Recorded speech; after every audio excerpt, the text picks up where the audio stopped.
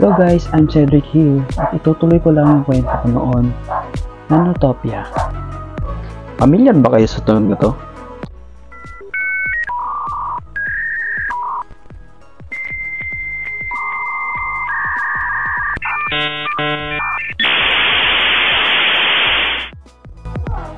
Kung pamilyar kayo sa tunog na yan, siguro kayo yung mapapalad na naka-access ng internet noong 90s or mid-2000.